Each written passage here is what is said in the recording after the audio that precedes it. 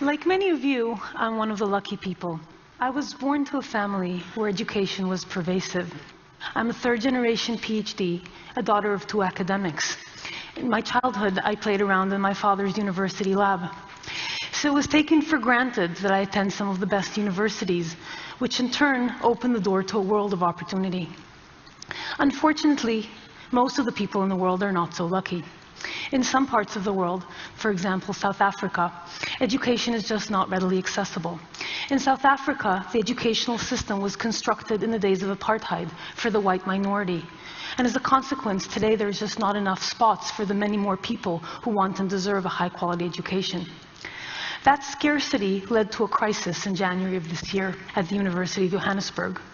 There were a handful of positions left open from the standard admissions process, and the night before they were supposed to open that for registration, thousands of people lined up outside the gate in a line a mile long, hoping to be first in line to get one of those positions.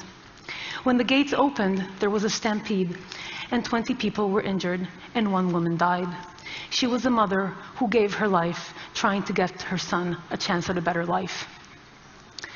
But even in parts of the world, like the United States, where education is available, it might not be within reach. There's been much discussed in the last few years about the rising costs of healthcare.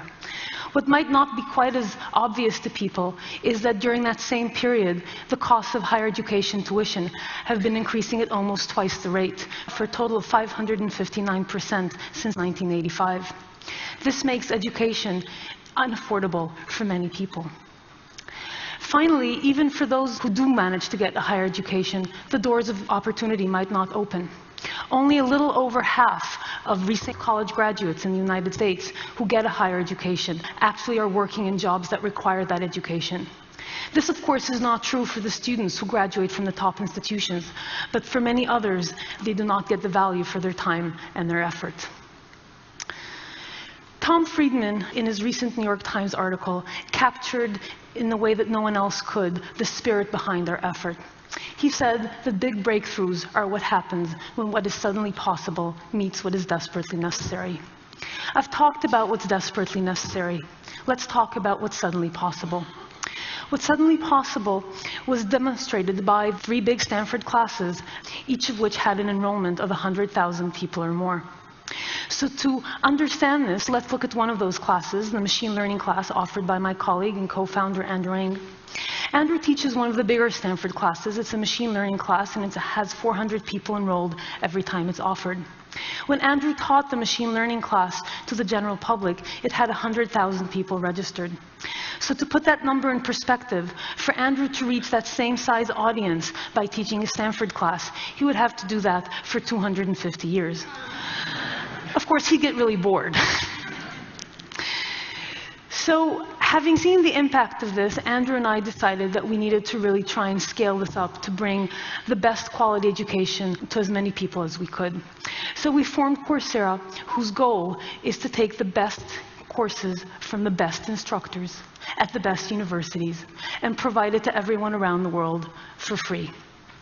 We currently have 43 courses on the platform from 4 universities across a range of disciplines. In February, we now have 640,000 students from 190 countries. We have 1.5 million enrollments. 6 million quizzes in the 15 classes that have launched so far have been submitted, and 14 million videos have been viewed. But it's not just about the numbers. It's also about the people. Whether it's Akash, who comes from a small town in India and would never have access, in this case, to a Stanford quality course and would never be able to afford it. Or Jenny, who is a single mother of 2 and wants to hone her skills so that she can go back and complete her master's degree. Or Ryan, who can't go to school because his immune-deficient daughter can't be risked to have germs come into the house, so he couldn't leave the house. I'm really glad to say, recently we've been in correspondence with Ryan, that this story had a happy ending. Baby Shannon, you can see her on the left, is doing much better now, and Ryan got a job by taking some of our courses. Let's talk a little bit about some of the components that go into these courses. The first component is that when you move away from the constraints of a physical classroom and design content explicitly for an online format, you can break away from, for example, the monolithic one-hour lecture. You can break up the material, for example, into these short modular units of 8 to 12 minutes, each of which represents a coherent concept. Students can traverse this material in different ways depending on their background, their skills, or their interests. So, for example, some students might benefit from a little bit of preparatory material that other students might already have.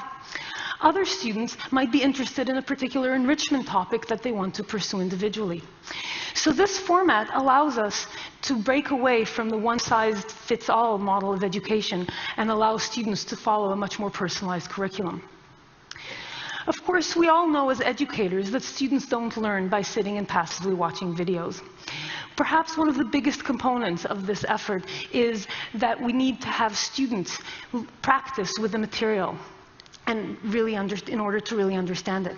There's been a range of studies that demonstrate the importance of this. This one that appeared in Science last year, for example, demonstrates that even simple retrieval practice, where students are just supposed to repeat what they already learned, gives considerably improved results on various achievement tests down the line than many other educational interventions.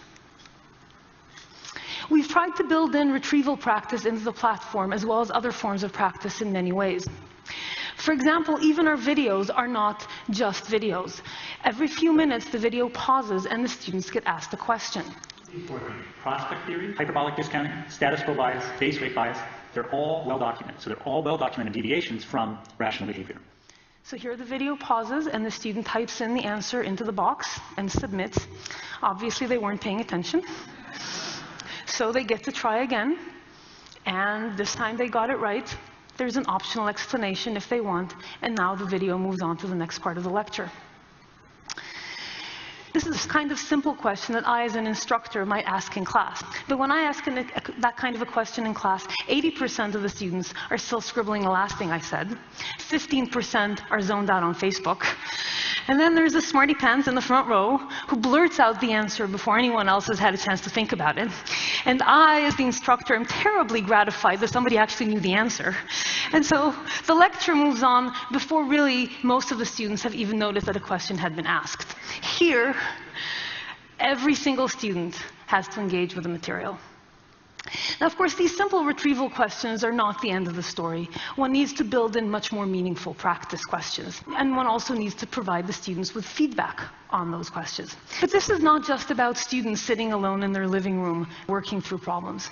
Around each one of our courses, a community of students had formed, a global community of people around a shared intellectual endeavor.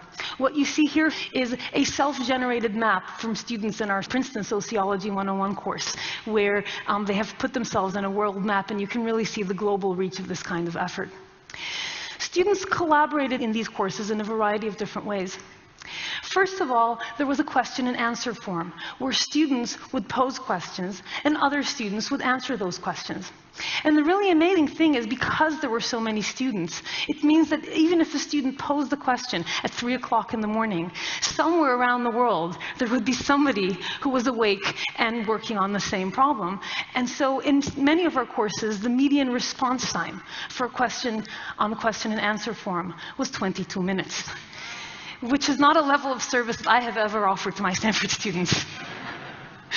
And you can see from the student testimonials that students actually find that because of this large online community, they got to interact with each other in many ways that were deeper than they did in the context of a physical classroom.